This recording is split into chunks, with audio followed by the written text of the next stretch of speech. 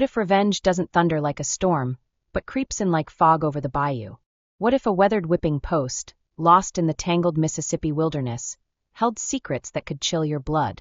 For strangers bound by fate, one fateful night, no alibis, no mercy, just a chilling quiet and a faded snapshot that haunts experts even now. What dark ritual unfolded on that cursed estate?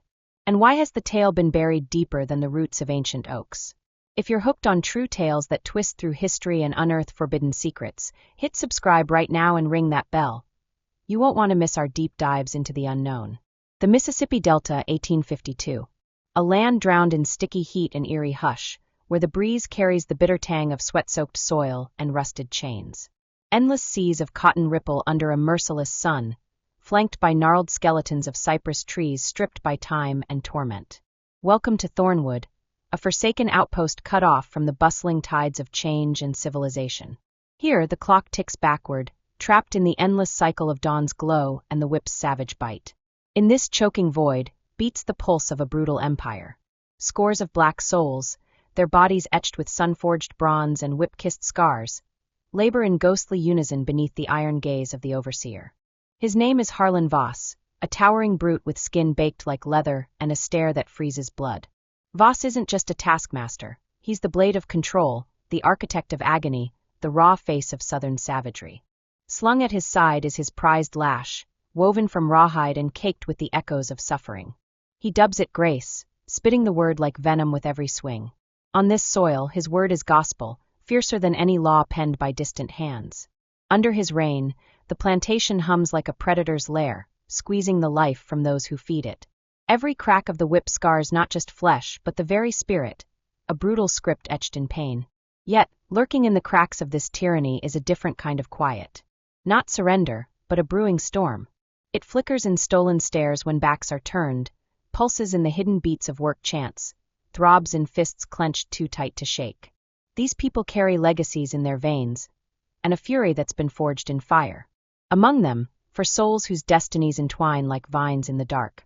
Marcus, a burly ex-forge master ripped from Georgia's hills, with arms like iron bands and a gaze that defies the ground. Theo, a slender shadow of a man who murmurs secrets to forbidden scraps of text, hoarding dog-eared pages under creaky cabin floors. Levi, a scarred wanderer snared after a desperate flight, haunted by a hitch in his step and memories that claw like thorns. And Caleb, the fiery youth scarcely out of his teens, whose rage simmers like embers, impossible to douse behind a mask of obedience. They whisper no plots of uprising.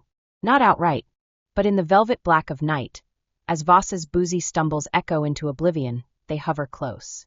They absorb every insult, every stripe, every stolen identity. In this collective wound, an primal force awakens.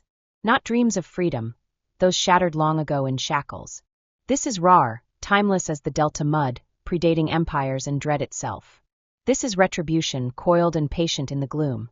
As the scorching peak of summer faded, a crackling tension seeped into Thornwood's veins. The humid air thrummed with cicadas and unspoken doubts.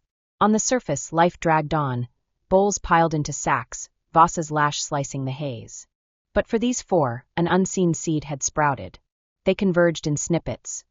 Hurried nods at the well, fleeting eyes over meager meals, hushed breaths in group devotions. Speech was sparse. Peril loomed like a noose. A stray thought could summon the post, or the grave. Words weren't needed. Torment had woven them a covert tongue. Marcus steered with unyielding grit, murmuring in snatches, always scanning the horizon.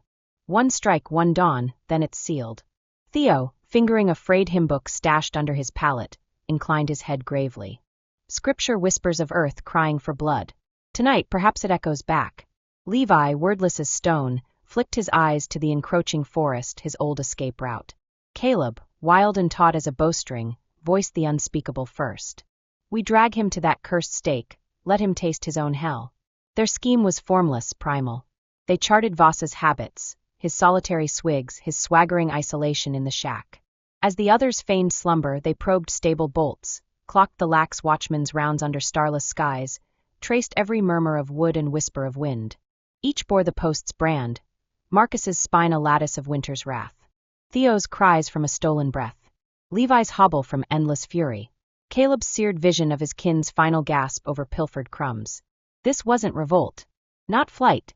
It was intimate, shadowed, a gridded echo. Not fairness, not equilibrium, but legacy reborn.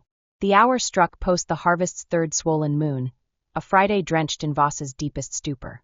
No tempests brewing, no lunar glare to expose them, just inky void, muted world, and four figures poised to dissolve into night. As twilight bled into moss-draped limbs and bullfrogs croaked their eerie hymns, the quartet assembled in obscurity, palms rough, visions sharp. For the first time in epochs, they inhaled freedom's ghost, because retribution wasn't dormant. It prowled. It ignited near the witching hour, when cicadas stilled and frogs choked on the tension, as if the marsh itself conspired in suspense. Voss's hut, a ramshackle den flickering with greasy lamps, perched aloof from the grand hall and humble barracks, a bastion of hubris and decay. Within, Harlan Voss swigged solo, flask in grip, his lash draped like a loyal hound. Beyond, the night held its secrets close. Marcus slunk forward first, crouched low, soles kissing the slick dirt. Levi trailed, his uneven gait muffled in reeds. Theo and Caleb flanked like wraiths, sinking from shadowed wings. The portal yielded soundlessly. They'd oiled it drop by drop over moons. Voss glanced up, vision fogged, lips parting for a snarl. Then nothing. Marcus lunged, hoe handle cracking skull side. Voss crumpled, dazed but alert. Caleb looped the lash round his neck, yanking firm as Theo knotted wrists with water-swollen twine. No terances. Voss thrashed, sloppy with booze and shock, unlike the iron wills he'd shattered. Levi's knee pinned his core. Air fled in a rasp mimicking supplication. They hauled him, not distant, just to the brink. The whipping post loomed past the huts, a warped pillar, blackened beyond nature's hue. How many had it flayed? Uncounted, unspoken, till this reckoning. They bound him spread-eagled, garb rent, crown drooped. A rogue moon pierced the veil, ghostly pale, bathing the tableau in spectral sheen. Caleb seized a fresh lash, not Voss's trophy. Marcus assented.